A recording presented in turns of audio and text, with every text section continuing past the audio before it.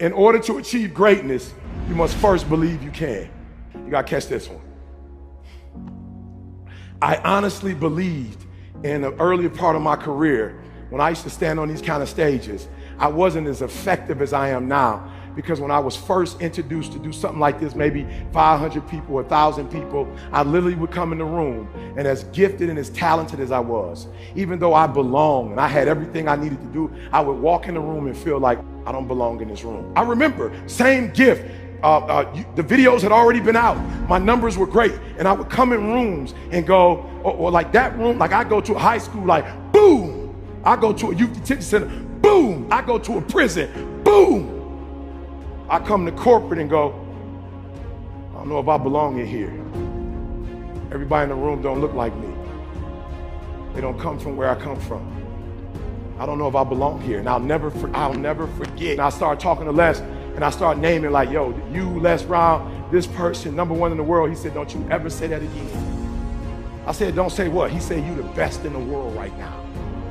I said, what? He said, you the best in the world right now. There's nobody as good as you in the world. You're the best right now. The only reason you're not the best right now is because you don't believe you're the best now. And when you walk out this room, I want you to go in and say to yourself, I'm the best right now. He said, before you even become #1, start to proclaim it and say it long before it happens. Say, I'm the #1 motivational speaker in the world. And when I was number 20, I started saying, I'm the #1 motivational speaker in the world. And I went to the computer, and the world said exactly what I said, that Eric Thomas is #1 in the world. I spoke it, the world heard it, and it activated. Your problem is that you don't believe you belong here.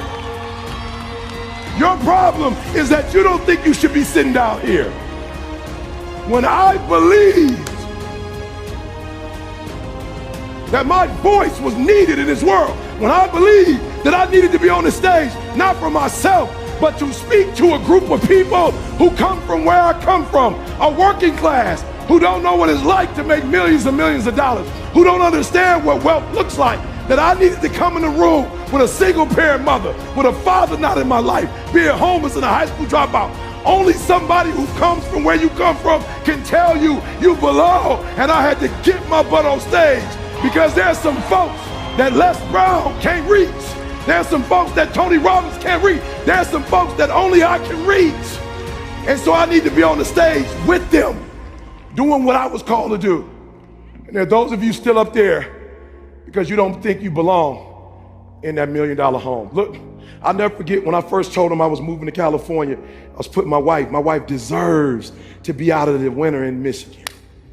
She deserves that. I remember they said, E.T., you moving to Cali? I was like, yeah. They said, what was the first thing they said? You know how expensive California is? I said, it can't be too expensive. There's millions of people that live there. Like for real, when I move there, it won't be like 5 of us in California. There are 5 human beings. I'm like, there's a lot of people live in California. It can't be that expensive. Are you selling your home in Michigan? I said, no, why would I do that? How can you afford 2 homes? How can I not? My wife has MS. How can I not? She wants to be with her family in the summer and she wants to be in the warmth in the winter. How can I not be bi-coastal? I won't be the first one. As a matter of fact, there's some people who own 3 and 4 homes. So we got one there, and now I'm looking at the French Riviera as my next spot. We talked about the French Riviera, baby. That's my next spot. Listen to me very closely. If I had one message to leave you with, that's a game changer, is you need to start to believe. Yeah, write this down. No. Do me a favor. Don't say that. Don't say you believe. Don't do that. Don't do that. Don't say, look, it's not a behavior that I'm looking for, it's a mindset. No, here's the problem. You can't have, as powerful as the human mind is, it cannot think 2 thoughts at once. So here's what I need you to do. You need to get with these people down here, and you need to reprogram your mind. All right, let me tell you why I'm saying that. So I got a friend of mine, like he sees how I treat my wife, right? So like I was homeless, high school dropout. So anything, like if Didi thinks it, I'm gonna get it for her. I cook, I clean, like we are a partnership. Like we do everything together. And so my boy watched the response I was getting from my wife as I wash clothes, as I cook, as I iron. And I'll never forget, my boy was like, I'm about to do that. And I was like, I wouldn't do that if I was you. He was like, no, I'm gonna start doing that. I was like, I wouldn't do that if I was you. And he didn't understand what I meant. But what I meant by it is, you're going to do it, but you're not gonna be able to do it consistently because you're mimicking my behavior, not my thought process. See, you're gonna stop ironing clothes because somewhere in your mind you think your wife is subservient. See, somewhere in your mind you think your wife was born to take care of your needs. I'm not saying there's nothing wrong with that. I'm just telling you, you can't do what I do with that mindset. Like, you can't believe, because so now you're gonna start ironing clothes, and the people in your culture are gonna say, what are you ironing clothes for? That's a woman's job. See, I don't have a problem when people tell me. I'll never forget, I was on the floor in an apartment we had, and I was mopping the floor on my knees, and my boy came in and was like, what are you doing? I was like, I'm mopping the floor. You ain't never seen nobody wipe the floor. He was like, not on your hands and knees. I was like, yeah, my wife is a neat freak, so I got to get on my hands and whatever. He was like, yo, bro, you whipped. I was like, you ain't know that?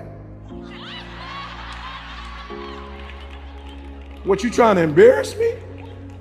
You just found out I was whipped, bro?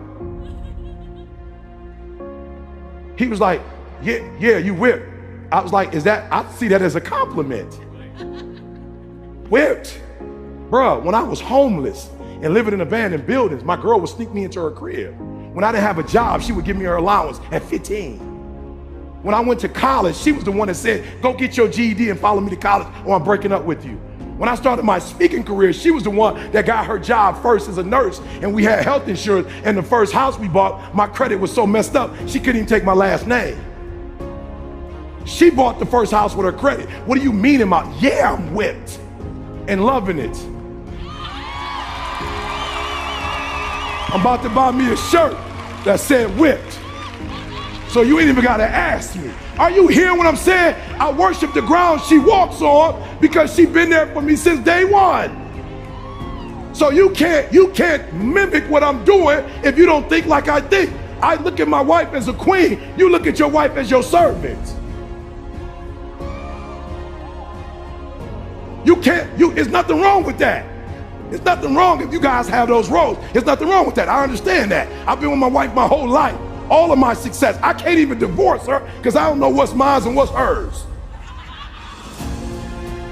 Like, I never accomplished anything on my own. You're not hearing what I'm saying. So there are those of you who want to mimic their behavior. It's not their behavior you need. It's their mindset that you need.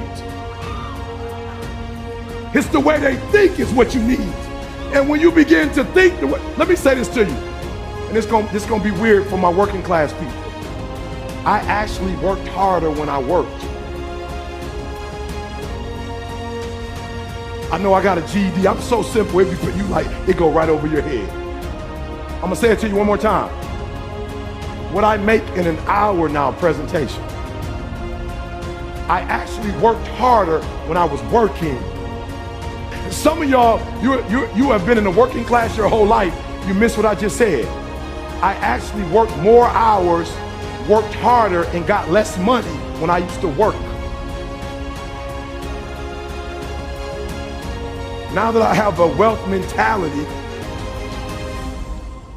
I just had a promoter call me to do some stuff in another country and was like a couple hundred. And I'm like, I'm good, bro. And he was like, no, did you hear how much I said? My man couldn't believe I was telling him no. He was like, how can you say no to 200,000? I said, because I'm an ATM machine, I'm wealth.